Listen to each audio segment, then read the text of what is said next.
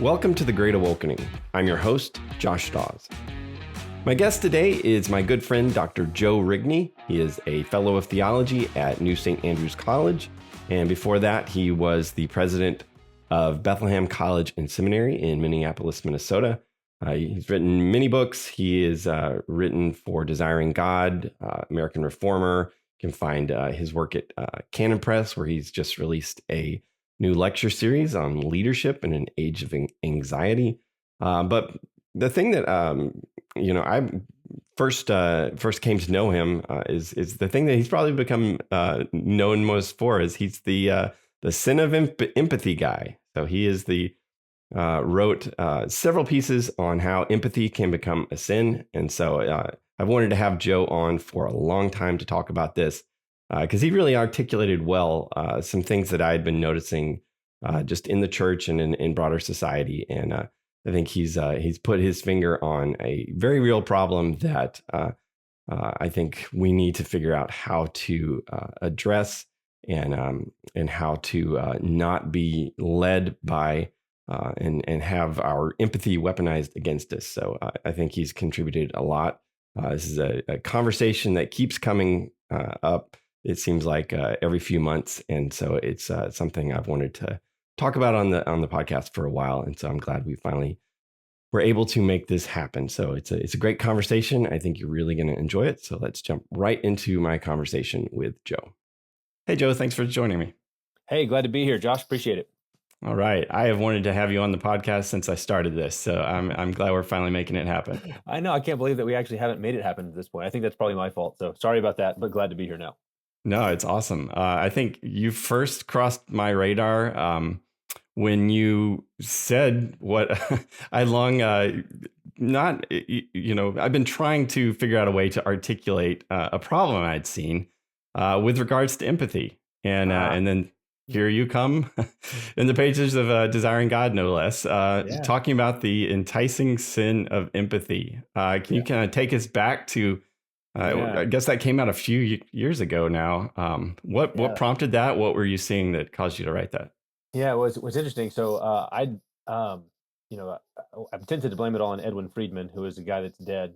He was a Jewish rabbi and family systems counselor in the 90s who wrote a book called Failure of Nerve that I recommend to people a lot of times and have tried to sort of Christianize over the years and show the biblical roots. But he had kind of clued me into this danger of empathy. And the way that it can kind of go wrong, that it can become a power tool in the hands of the sensitive. It can become a tool of manipulation and blackmail and things like that, emotional blackmail. And I thought, man, I just kept seeing that everywhere. And so years ago, basically, I think actually what happened was I'd been invited out here to Moscow. I was in Minneapolis at the time. I was invited out to Moscow to do a conference, summer conference. And as like kind of an addendum, they added, hey, we're going to try this new show called Man Rampant. You can be the first guest. Would you be our guinea pig? And I was like, sure. And knowing that Doug shared my appreciation for the empathy stuff for Friedman, I said, why don't we do the sin of empathy? And they said, sounds great. And so we recorded that episode, which came, but it was summer of 2017 or something like that, 2018, and it didn't come out for like 12 months. So it was, we recorded it, but it was a long time later.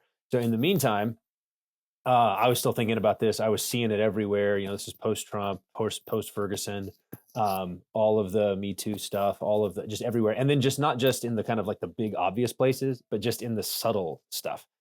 And I'd been talking to a pastor friend of mine in Minneapolis about it. We'd meet at Chick-fil-A and have meals, and he would tell me about what's going on in his church, and I would talk about our church.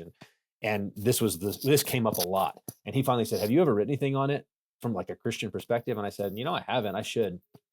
And so then I sat down and was like, well, I'll do a Screw Tape Letters format and hit this stuff. And at his, actually, I think it was maybe his wife's recommendation, said, well, if you say sin of empathy, people are going to lose their minds. So what's the other danger? What's the other ditch, basically? And I was like, okay, yeah, I can hit that. I'll hit all of the ditches if I can. And so I wrote 2 articles, one hitting the ditch of what you might call ham-fisted compassion, the kind that's, God works all things together for good, that sort of thing, that always doesn't like to see people suffer, and so tries to kind of squash it by correcting them with Bible verses as platitudes. So I hit that thing first. so that everybody know I'm not saying this is bad. I want you to all know this is bad. And then segued into sin of empathy, by which I basically meant, when if someone is sinking in quicksand, this is the classic analogy that I've been using. If someone's sinking in quicksand, compassion says, let's help them, let's get them out. But in order to get them out, we've got to have one foot on the bank. We've got to be, grab a big branch, reach in there, and pull them out. So get in there with them, but don't dive in there with them. Whereas empathy basically says, I've got to dive in there with them. I've got to go all in if I really love them. And so then you jump in, and now you're both stuck. Now you're both drowning in the quicksand.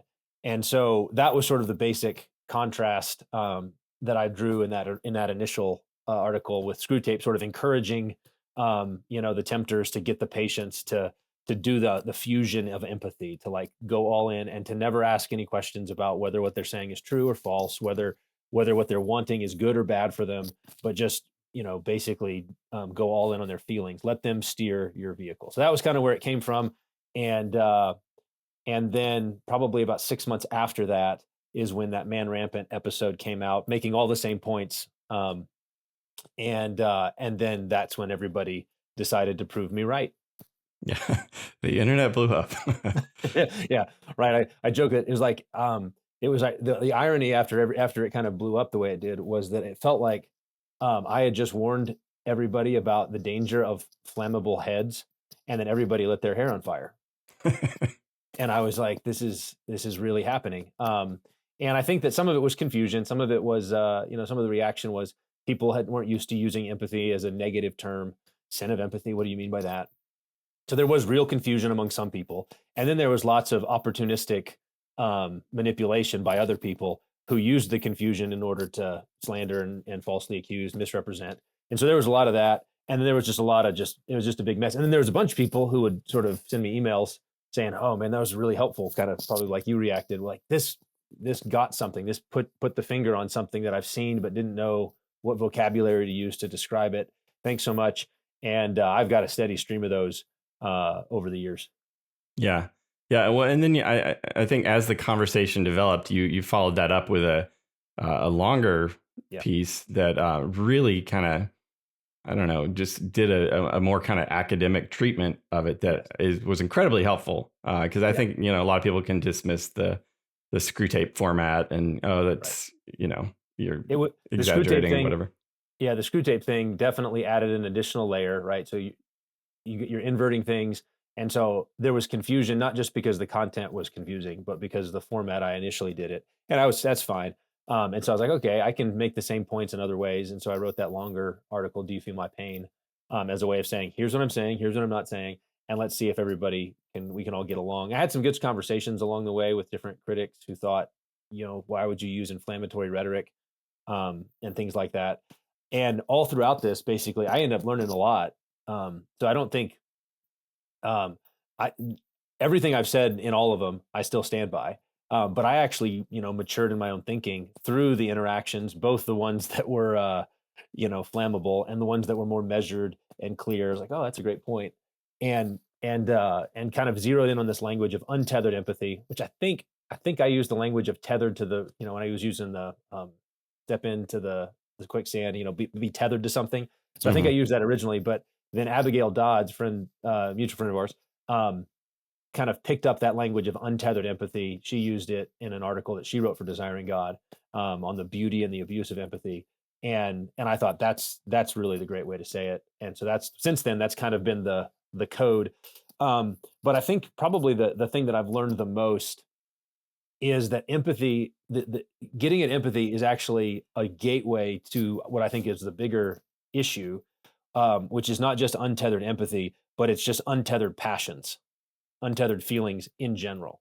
And so at some point in all of the discussions, I think I was a former student in one of the big dust ups online who made the comment, everybody's objecting to Joe saying sin of empathy, but none of them object to saying the sin of anger, even though anger can be good sometimes.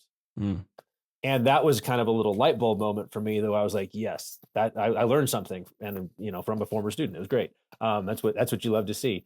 But it's empathy is like any of the passions, right? Is fear, okay, someone is fearing. Is it good or bad? Is it sinful or not? It's like, well, yeah, I need to know what and how. And there's a lot of questions you have to ask. What about anger? Is this righteous anger or unrighteous anger? Is this godly fear or ungodly fear? So here's this person's desiring something. Is it good desire or bad desire? You don't know until you know what it is. Is it in proportion? Is it governed? And so it became clear that empathy or compassion or pity or whatever word, the word's not the point. Empathy just happens to be the modern term that I think is pulling all of this into it. But whatever term you use, that's the issue.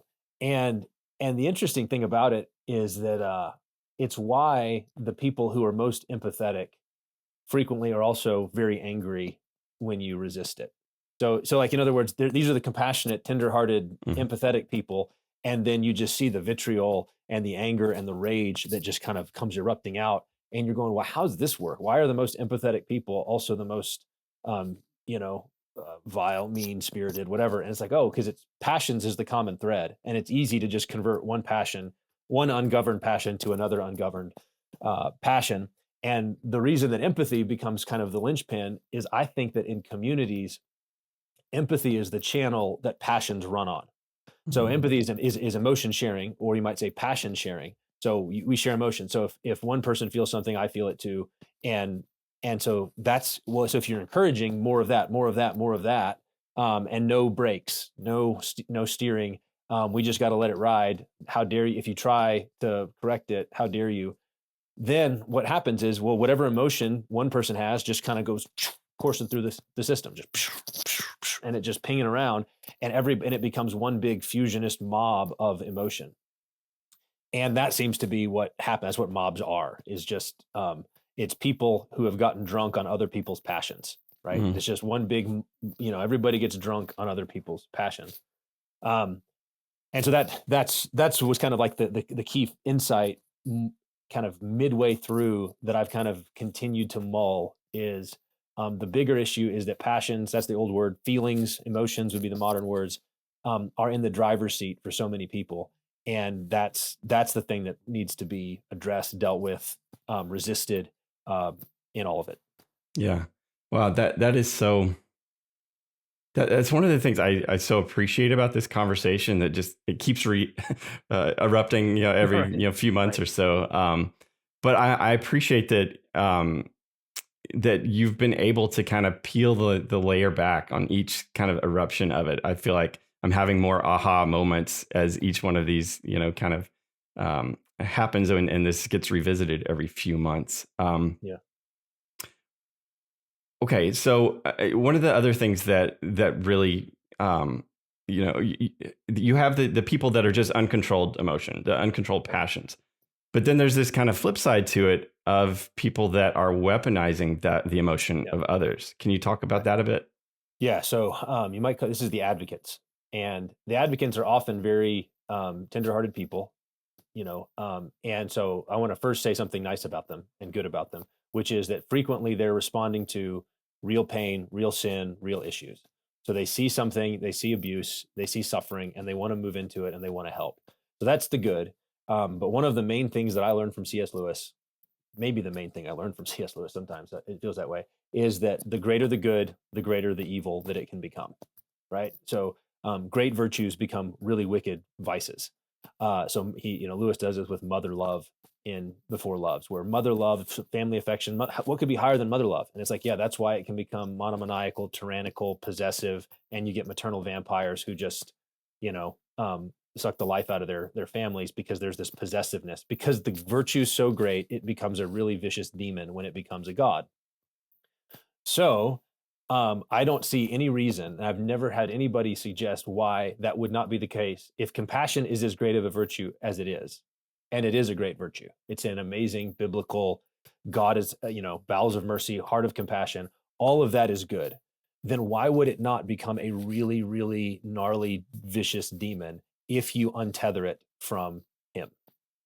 Okay, so the advocates are typically those sort of people who have compassion, have empathy for sufferers, and then it becomes untethered from reality. It becomes untethered from truth. It becomes untethered from God, And therefore, they're willing to do all sorts of things that are actually really sinful and excuse all sorts of things that are actually sinful.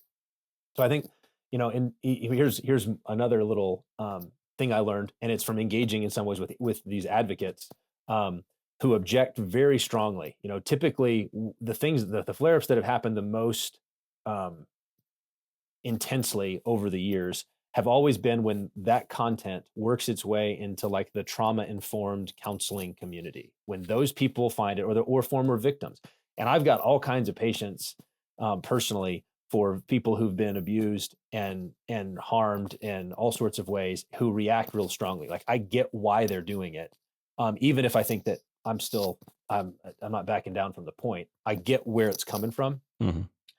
But when the advocates start going, one of the more recent dust-ups over this, it became evident to me that part of what's under the surface is two very different views of like the notion of responsibility and what we're responsible for. Are you responsible for your actions, for your emotions, for your responses?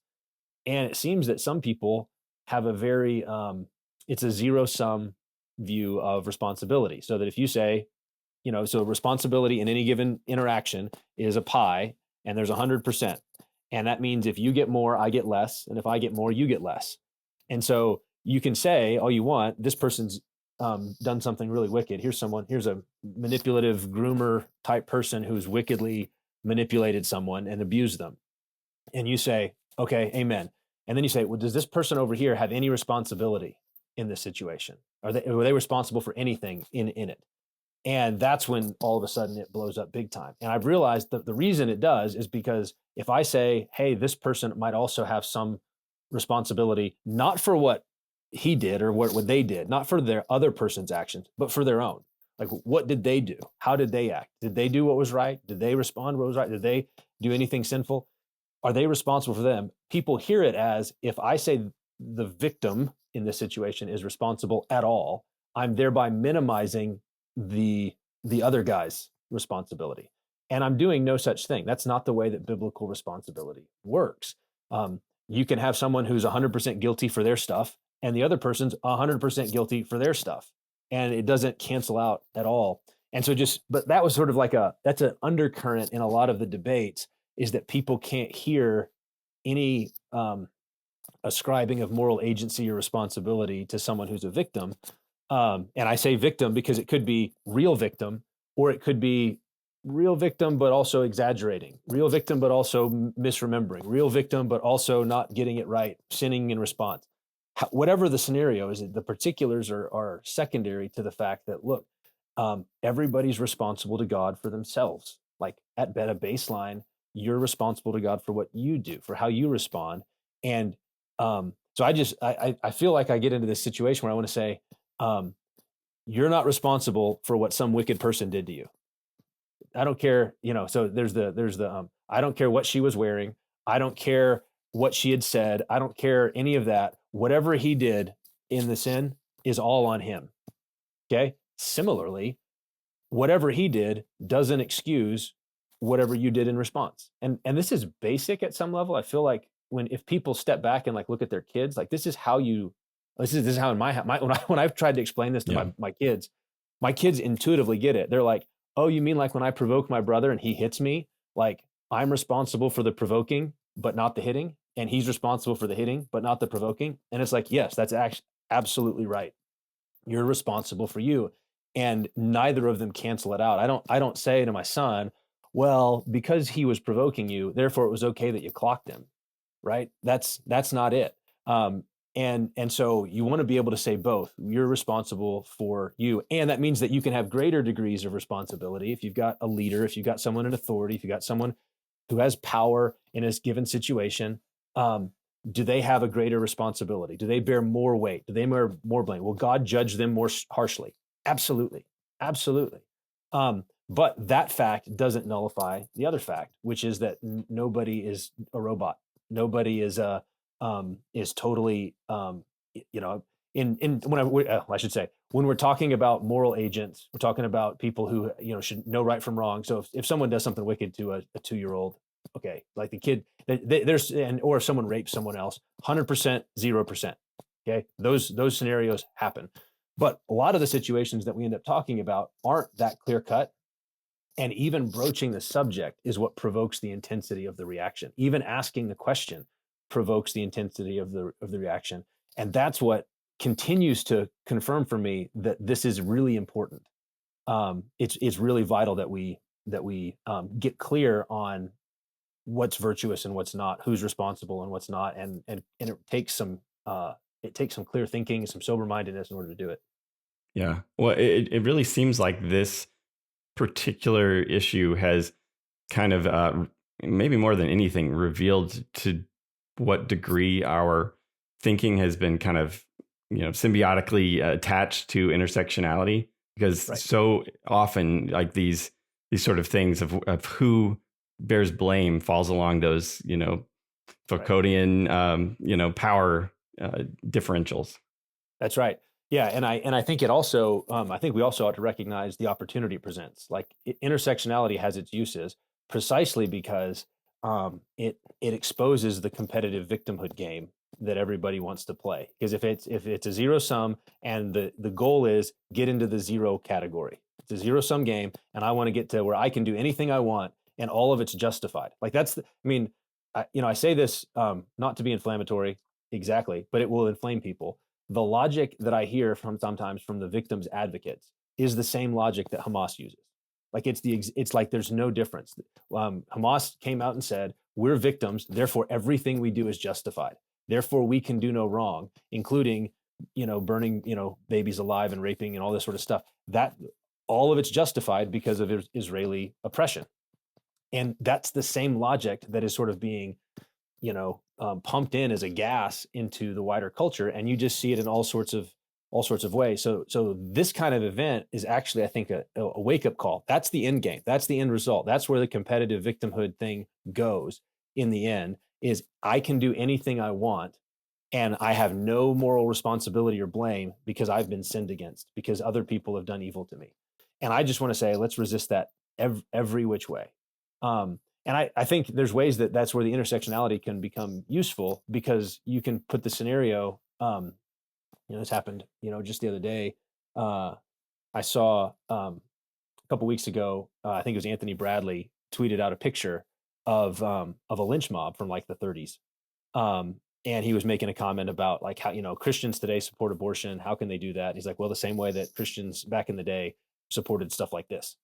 And then added the comment, by the way, in this case, this lady actually had not been assaulted, hadn't been raped. She testified that she hadn't been raped at all. And so you put the pieces together and you're like, okay, this is a scenario where these two black men were lynched by a white mob because of a false accusation. Okay. And I remember when he posted it, like the first thing that came into my head is that's untethered empathy right there. Mm-hmm. Empathy for the supposed victim means let's go to the courthouse and drag these guys out and lynch them. And so it exposes, well, so how do we decide that? Well, the first thing is you can't let passions be in the driver's seat.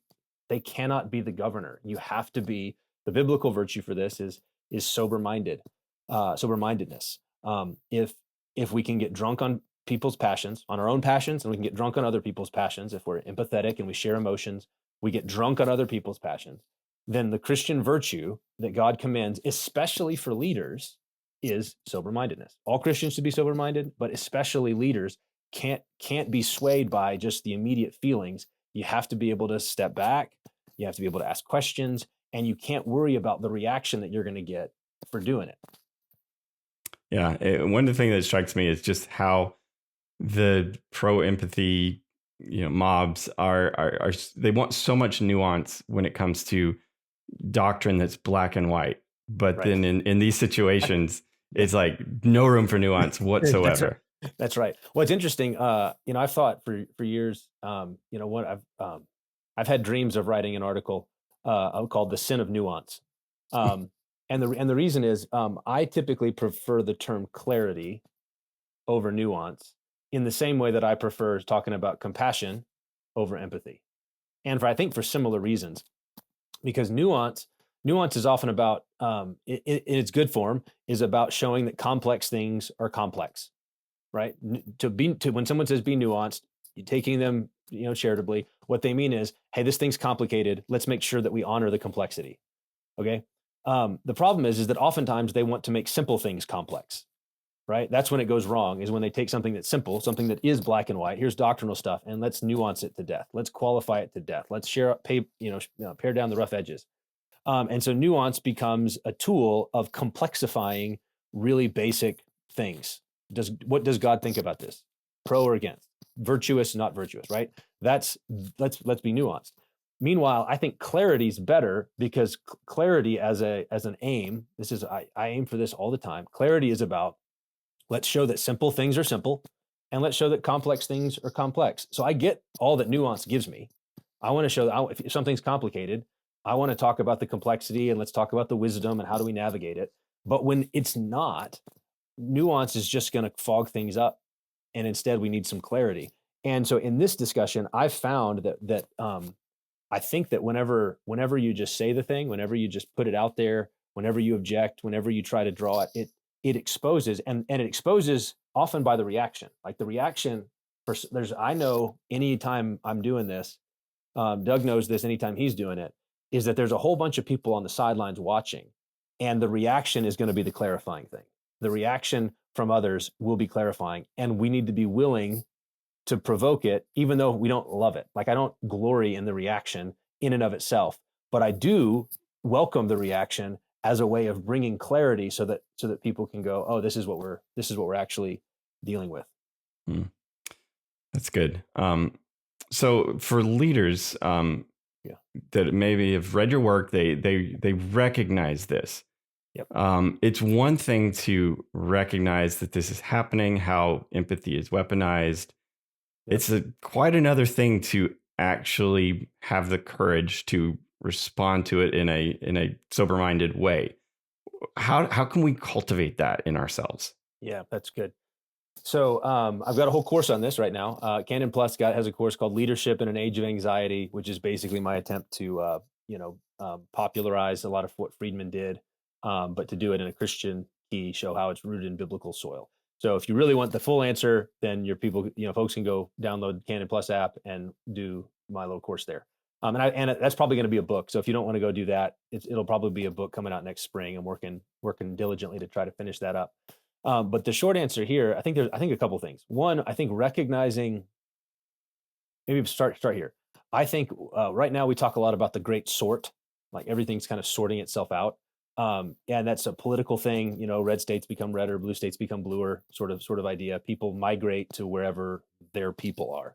And you get that kind of multiplying tribalism in America. So that's one. So the great sort's happening, and it's happening politically, and it happens in terms of the church. What we've seen is sort of the young, restless, reformed, movement kind of fracturing is really this kind of like sorting out who are your people, who are you with, where are you going? I think one of the ways to describe the great sort is precisely along these lines. Are feelings in the driver's seat or not? Is it the supremacy of feelings, or is it the supremacy of God over feelings? That's one way to think about it. So as that's happening, even though there's only two, at one level, there's two destinations, there are actually three groups. One is the ones who see what it's happening and are digging in. One is the ones who want to further it. Feelings are in the driver's seat. Responsibility can be sloughed off. Nobody's responsible if they've been victimized. The empathetic group. But there's this third group that I think recognizes the problem with the mob, but wants to keep their head down, and just kind of hopes that it doesn't come knocking on their door. Just hopes that nothing ever happens in their church. Just hopes that nothing ever shows up at their school that would cause the reaction, that would provoke it. And so they just there's a kind of keep the head down mentality.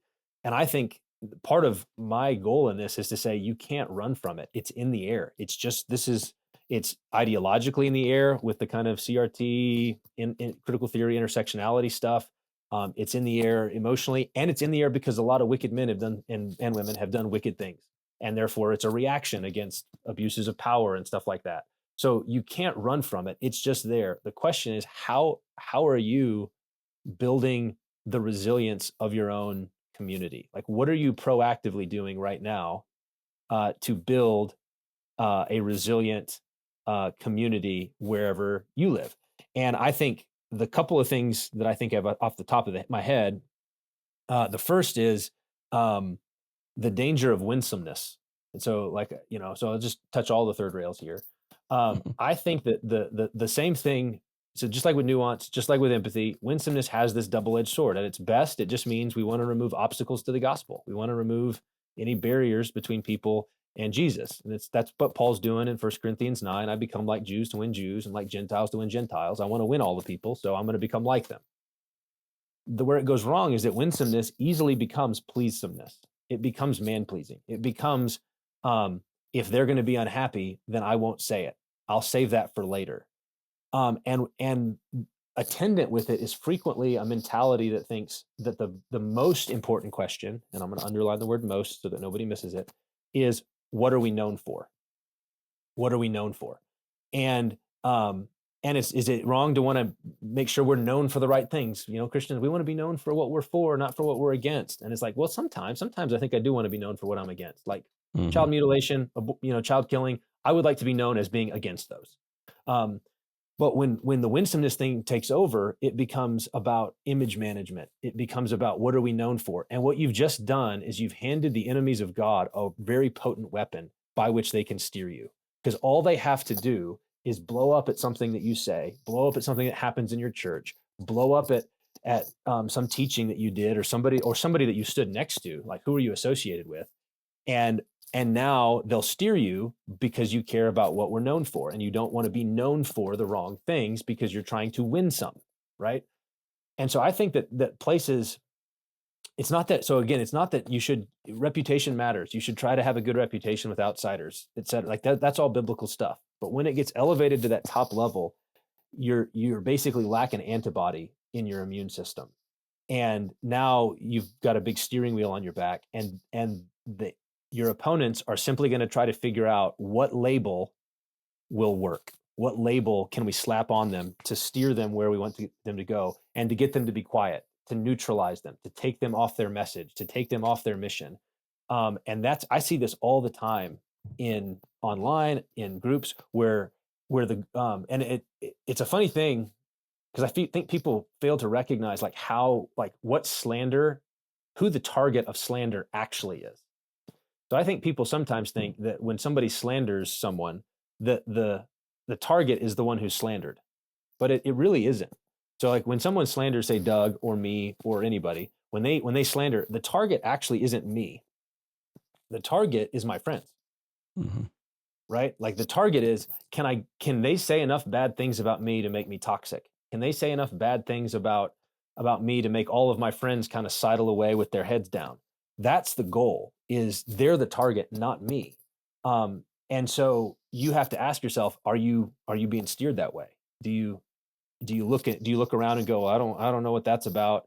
And I'm not saying you have to jump in on every fight, or you have to like come to everybody's defense or anything like that. But the point is, it's kind of like the way slander operates is basically, if we throw up enough smoke, people will believe there's a fire. And what you have to have in your mind is, well, there might be a fire. That's always possible. There really could be gnarly, wicked stuff underneath that smoke, or it could be a smoke machine. That's also on the table. So which is it? And are you going to does the presence of smoke make you run away? So I think that there's a kind of resilience that you have to build. Are you helping your people cheerfully endure slander? Like, do you model that as a pastor, as a leader, as a headmaster of a school, president of a college, faculty member, whatever? Do you model, I know how to, this is, when I get slandered, it's opportunity to rejoice and be glad because my reward is great in heaven. This is, I got a promotion. Thank you, Jesus. Do you actually mean that?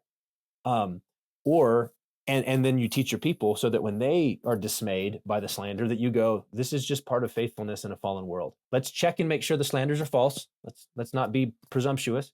So make sure it's really a slander, make sure it's really a lie, make sure it's really not true. And then once you've done that, cheerfully rejoice that you've been counted worthy to suffer reproach.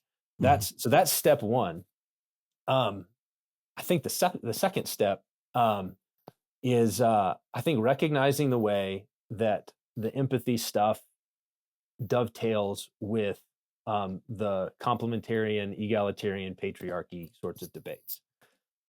And this one maybe is a little bit hard, maybe not harder to see, but one of the things I learned from Abigail Dodds, one of the insights I learned from her throughout all of this was she recognized, hey, women are more empathetic. Like this is just like a scientific, it's a common sense fact. And then all the scientists study it and come back and say, yes, we've confirmed. Women tend to be more empathetic. And there are good reasons for this. This is a great blessing from God that the intuitive emotion sharing, leaning in, is a blessing from God. It helps in mothering, it helps in parenting, it's all sorts of blessing. It helps in communities, it's sort of glue that holds groups together. Great blessing. Therefore, when it goes bad, it's really bad. And so I think that there's a way that women in particular are susceptible to the sin of untethered empathy, which means that to the degree that you're in a culture that's feminized, as ours is, and that wants to sort of elevate, right? We want women in positions of authority, right? That you're going to run into this problem because what you're introducing, now it's in the room. And it actually is going to work, not just because of the women, but because of the way that good men respond to women. Mm-hmm. This is the thing, is it's not just about the women. It's actually about that. How do you put this? Good men can fight bad men. Okay, good men know how to fight bad men.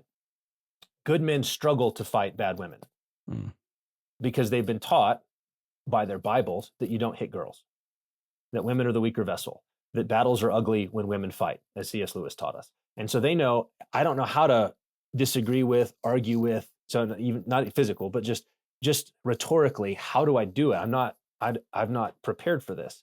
Mm-hmm. And so there's this asymmetrical thing by God's design, because women are the weaker vessel, and good men don't know how to navigate that well. And I think there's a lot of pastors right now who watch these wider cultural conflagrations and who feel frustrated by the asymmetrical warfare out there. They see, man, nobody can tell. She's bringing in all of this stuff. She's saying all of these things. It's bad teaching, and nobody can say anything because you don't hit girls, right? And so the solution some places is to try to fight fire with fire. And so it's like, okay, well, I'm a guy, so I can't correct this false teacher, this woman false teacher. So what I'll do is I'll outsource it. Let's call Rosaria, right? Let's get, is Rosaria available? Can we get her to do something? And I know that this is a mentality among some ministries that if it's an error from a woman, well, let's get a woman to answer it. The problem with that is that there will never be enough good women, because the kind of women that you want to respond to that sort of thing are going to be the kind of women that are going to be reluctant to, because they're like, aren't you the men? Aren't you the shepherds? Shouldn't you be protecting the flock? And so and I'm not, this isn't a hit on Rosaria. I'm super grateful for her and for Abigail Dodds and Meg Basham and women like this, who are a great blessing to the church. But they would be the first to say, boy, it would be nice if we had some men who were not so afraid to draw lines and say no when woke women, false teachers start to pump stuff into our churches through our women's ministries or through our counseling ministries. Where are the shepherds who are willing to do it? And so you think bad men can fight bad men. Good men can fight bad men. Good men struggle to fight bad women, false teaching women. And so we try to get good women to do it, and there's not enough of them, and so it's not going to work. Well, bad men have no trouble fighting women, right? There's transgenderism right there, right? Bad men have no problem saying, well, we'll just beat up on the girls in the wrestling match or the cycling or the swimming. And they don't have any, it seems like in the church, they don't even have any reluctances to hit godly women either. I just saw it literally today. Boz Tvijan, I don't know how to say his last name, Boz, called Nancy Wilson, a narcissistic nut job on Twitter. Boz called Nancy Wilson a narcissistic nut job. Now, to his credit, he was calling both Doug and Nancy not narcissistic nut jobs. But it's clear, okay, here's a guy who's unafraid to attack and slander a godly woman, a pastor's wife. He's unafraid to do it in public where everybody can see. And so bad men aren't afraid to hit godly women. So I think one of the challenges for pastors is to figure out, how do you faithfully, sober-mindedly, courageously resist the threat of false teaching led by women, or it could even be by soft-hearted good women. I think that's the other maybe thing. This is why I think the fight in the SBC right now over women pastors is really a watershed kind of battle. It's not a small thing. And it's, and even the guys who are like, well, but she's just the children's pastor, or she's just the, whatever, but she's in the room. She functions like an elder in our church. She's a decision maker at the table. I think that there are good men who are being foolish because of the way that fundamentally alters the dynamics of how debate works, because good men won't disagree openly and clearly with even good women, soft-hearted women in an elder room. It's hard. It's not a simple thing. A man could say the same thing she did, and that you could actually have the open discussion, but he's wisely, because he's a good man, is like, she's a weaker vessel. Yeah. Right. And I want to love my sisters, and I want to honor her, and I don't want to, so I'm not going to resist in the way I would if it was a guy saying the same thing.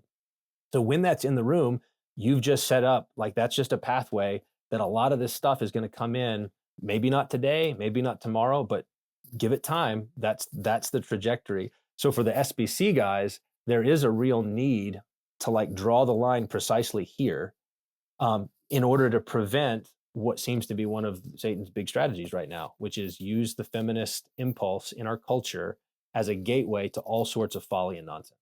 Yeah, it's the longhouse. That's what we're talking about. That's right. Just this feminized society. And I think too, this plays into, there is this portion of the kind of dissident right that is very tuned into this and is aware of this, notices this. Yep. And is reacting maybe in a wrong way, and demonizing women, and violently kind of reacting to this. You think you're Andrew Tates and stuff. Yep. And I think that compounds the problem because of that avoidance that you're talking about, and letting our enemies steer us. We don't want to be associated with that. Right. And so I can't tell you how many times I've gotten messages from people like, I'm so glad you're saying this. Like, people you direct, from Twitter. Right. I'm so glad you're saying this. Great. Why don't you say it too? Are you? I can't say it right now. Yeah. And it's like, there's that we're afraid to be associated with the people that are saying it. And my pushback is always, well, then you're ceding the whole conversation to people who are representing your view in a poor way. That's exactly right. You've got to step up. You've got to step into these conversations and be willing to take the slings and arrows. Yes. Well, and it's funny. Yeah. So I remember for years, Christians would lament that whenever the media would want to go find a Christian to respond to somebody, they'd always find the wackiest, craziest Christian to respond to whatever had just happened. And we just, oh no, they went to that guy. And it's like, well, if you don't want them to go to that guy, are you putting yourself in a position where they will call you first? Mm-hmm. Right. What do the Christians think? Do you want to be in a position where they call you, and that if they do, you're willing to, speak into the mic, right? And say it the way it ought to be said. Say it with all the courage and all the clarity that you think is important, but without the reactive, without the stupid, and that sort of thing. And I've encountered the same phenomenon of the under the table compliments, and I appreciate them because I'm encouraged by it. But I think that I do want to, speaking to the guys who watch shows like this, or who listen to what's come out of Moscow over the years, and amen a lot of it, but not overtly. It's like, you can't sit back on your heels. And it doesn't mean that you've got to become a fanboy of whoever or whatever.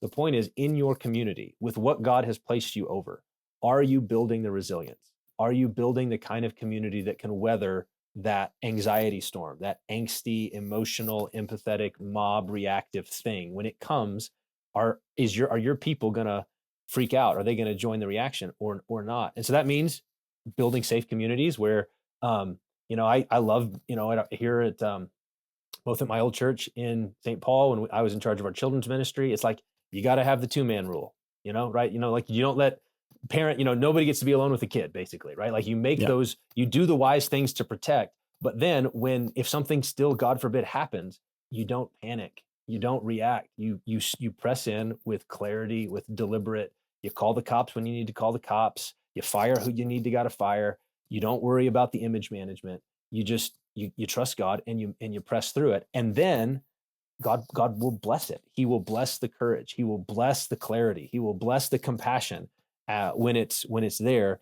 So, but you've got to be willing to be slandered. You've got to be, in fact, there's a way, so I've often said these two, like I've jokingly referred to these like as the two rules.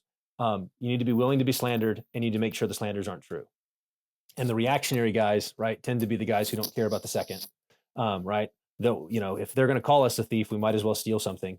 And they just lean into it. We'll become more grotesque, which is quite frankly just another way of being steered. The irony in it is that the reactive guys are the most effeminate. They're acting effeminate in that they are being, they're not mastering their emotions. They're not being godly, manly, sober-minded, steady. They're just reacting. So there's an effeminacy there in principle. But so they react that way. But you need both. Doug has kind of challenged it a little bit in some of our conversations. He's like, it's not just that you're willing to be slandered. Are you doing things that, given our current environment, will get you slandered? Mm-hmm. Right. So it's one thing to say, well, I'm willing, but it's another thing if the advocates were to find out how you're teaching about biblical justice in your church, if the advocates were to find out how you're talking about responsibility of everybody in the community, not just, that if they were to find out about how you taught about it, would you become, would it be an issue? Would they, object? Would it be on Twitter with, can you believe that they said this? If they recorded your sermon, if they recorded your Sunday school class on this subject, what would they say? Would it cause that same reaction or not? Because you don't have to do it online. That's not necessary, but you do need to do it. You do need to prepare and build that resilience into your people. Yeah. Yeah. And I think too, all of this is so connected. I feel like there's a lot of this failure of nerve in leaders we're seeing. A lot of times comes down to the fact that they're not leading their homes well, and they're afraid of how my wife may react if I, do XYZ at church. Yes.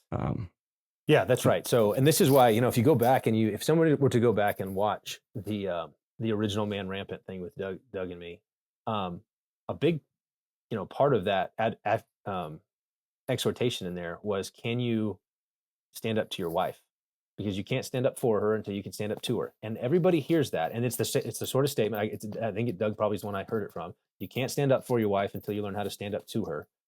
And I think everybody hears that and they immediately go, abuse, abuse, abuse. Like that's going to get abused. And it's like, could it be? Absolutely. Are there wicked men who use that as rationalization and justification? Absolutely. But what does it actually mean? It means that I'm not going to subscribe to the husbanding philosophy of, if mama ain't happy, ain't nobody happy, right? I'm not going to do the happy wife, happy life thing, because she's a sinner too. She could be wrong. And my job is not to squash that, right? So if she sins, if she's wrong, if she's advocating for something, it's like, well, am I sober-minded? Am I steady? Am I planted on the rock? Do I know that God's for me? Do I believe his promises? Like, am I grounded so that if she's upset about something, I don't shut down or blow up, both of which are reactive, right? Blowing up's reactive, shutting down and just acquiescing. But the reality is that the old joke from, what is it? My Big Fat Greek Wedding, the husband is the head of the home, but the wife is the neck and she turns the head wherever she wills. That applies in too many places. And so for pastors, some of it is their own houses aren't in order in that regard. And one of the reasons I've been grateful over the years for what's come out of Moscow, because it started and like the core of it has been, reforming marriage, right? Federal husband, raise your kids in the Lord, standing on the promises of God. Like the godly home is the first place where you learn any of this, and it's biblical, like for leadership elsewhere. Like if you can't manage your household well, you're not fit to lead God's household. And I would just extend that. If you can't lead your home, you're not fit for leadership other places, which is a terrifying thing, quite frankly, as a leader. Like I feel like the fear can rise, and at that point, it's like, well, has God made promises? Has he is this in my own strength? Do I have to rely on me in order to get this done? And it's like, no, God is with us. God is for us. This is not surprising him, and he's with us to empower and strengthen us for both the home stuff and the church stuff and the world stuff. Yeah.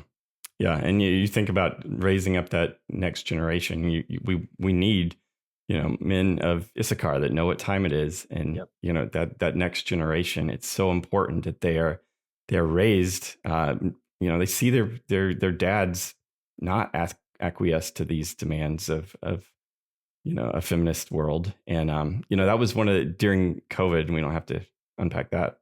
But during COVID, But we would could. talk, we could, at home, we would talk about, what we thought about that. We thought about the masks, and this is so stupid. They're, on and on. But then at church, we would put them on because we don't want to ruffle feathers. We don't want to do that. And I became convicted. This is what my kids are watching. Right. I'm somebody different at home than I am. And so, under the authority of elders, I asked, I know you guys have recommended this. Would it be a problem if our family showed up without a mask? Right. And we did the hard thing of walking in without the mask, and got all the stink eyes. Got all the stink eyes. Got a lot of other people kind of sheepishly. Yeah. Oh, taking, is this okay now? Right. Yeah. Yeah. And just because I wanted my kids to see, okay, Dad's willing to endure the being different. Dad's willing to take some criticism for standing on his principles and what he really believes. And I think all of this really comes back to the home and cultivating that strength in our kids, because we can't help but work on it ourselves in order to put that into them. That's right. When I think about, I've had conversations with my boys who are at a new school. And so it's like, how, and it's a Christian school. It's there's great families there. And so, but the hardest pressure that they will face is not first from the world directly. It's the world as laundered through other Christians, right? It's worldliness that's laundered through Christians, which is true in my own life. Like it's the when if I say something and the pronoun bio guy with the rainbow flag starts spewing bile at me, it's like water off a duck's back. It's when all of a sudden I see that whatever he said got liked by a Christian who I'm friends with, right? And so there was the sort of that was like they high-fived him after that, and it's like, whoa, that's interesting. Now you can endure that too, but it's a different sort of thing, and it works its way in so that the way that it often happens is the worldly influence gets laundered through two or three circles of Christians before it ever gets to you. And the hardest one to resist is the guy at your church who you're friends with, right? The elder on your own council, the guy in your denomination. It's the pressure from them, and the pressure from them is usually very reasonable. It's hey, I totally agree with you. I think you got a great point. You got a great point. But when you say it, so and so does this, or it provokes that, and we're not. What are we? This is back to the winsome. What are we going to be known for? Do you really want to be known for this? For not wearing the mask? Is that what you want to be known for? Do you want to be known as the sin of empathy guy? I've had people tell me you used to be the things of earth guy, and now you're the sin of empathy guy. And a long time, at some point years ago, it just had to be I don't control what I'm known for. That's and to quote, what's the musical Hamilton, right? You have no control who lives, who dies, who tells your story. You don't have any control. The thing that you have control over is what you do and whether or not it's pleasing to God. He's the one that you should worry about pleasing first, foremost, trumping all others. Now, godly people can speak into that and check you because I'm a sinner. I could be wrong. And so I'm grateful for my wife. I'm grateful for friends. I'm grateful for others who say, hey, have you thought about? And I want to be sober-minded enough to say, if you rebuke a wise man, and he'll love you. Okay, I want to be a wise man. So if I get rebuked, corrected, I want to respond humbly and think about it. But if it's not, if there's nothing to that ain't it, that wasn't a good criticism, I want to go, it's okay that I've displeased, disappointed, or that to the point where people are going to sidle away from me now, who were friends, who did like me, who appreciated so much. It was just unfortunate that he said that, or that he went there, or that he whatever. I want to be able to say, it doesn't matter. God's pleased with this. God, this is for him, and he's the one that I'm actually seeking to please. This is Paul, obviously. Am I now trying to please men? Right? If I were still trying to please men, I would not be a servant of Christ. that the man-pleasing has to go, including the man-pleasing that masquerades as winsomeness and whatever other, it launders itself through all kinds of Christian virtues as well. Yeah. I mean, I could talk all day on this. Me too. This is good stuff. I'm gonna have to go back and listen to this a few times and kind of unpack all of this. But before I let you go, what's something that's giving you hope right now? I think what part of what gives me hope is I think I see providential hand of the Lord in a lot of things. So when you see some of the things that people might say, well, that looked like it was a bad thing. So you can see Twitter mobs and angry people and everybody blowing up, and you could say, oh no, things are going wrong. And it's the quote, maybe it's Chesterton, that God has done a series of victories disguised as defeats.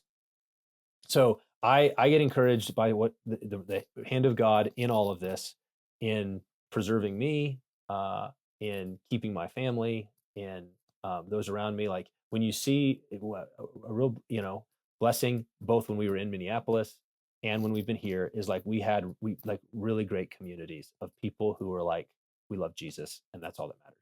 And so when you see that and you see people doing it, building it, standing firm, cowardice is contagious. So is courage. Right? When you see people standing firm, being courageous, it's emboldening, it's encouraging. And so when I see faithful brothers and sisters not bowing the knee to Baal, not buckling, when I see light bulbs go off for people and they go, oh, when you first said it, I was like, what? But then I watched for 5 minutes and I was like, oh, now I see. When that happens enough times, you begin to be encouraged by what God seems to be doing in a very dark time, and it's hope giving to sort of have a longer view of, we're sowing seeds for generations. Our task is not like, can we save the country? Can we save the church? Can we save any of this? It's like, no, and no. But can you sow the seeds and see if God doesn't just massively bless it, in 50 years, 100 years, 200 years? Like, do you have that kind of like hopeful sowing, because Jesus still reigns. All authority is still his. This is a dark time. Well, the days are evil. Okay, stand firm, therefore, because the days are evil, stand firm. Excellent. That's a great word. Where can people find you these days? Yeah, so these days, got content now on Canon Plus app. Again, that leadership course is up there. If this topic interests you, there's a bunch more in that, and be watching for the book in the next couple months. Still got lots of content over at Desiring God. Love those guys, and great friends there. And so if you want to go find the old articles, most of them are at Desiring God. So go search empathy or compassion over there, and you'll find all sorts of stuff. And hopefully in the coming months, I'll actually collect those into a little book, because I find people going, there's a thing about this. What is it? And I have to point them to like 6 articles scattered across the internet. And it's nice to have it at one spot. So keep an eye out for that. And then obviously Joe_Rigney on Twitter is the place online that where I'm at. And if you want to send your kid to college, I'll give the plug here for New St. Andrews, man. What do we do here? Give the admissions guys can be like, give the plug.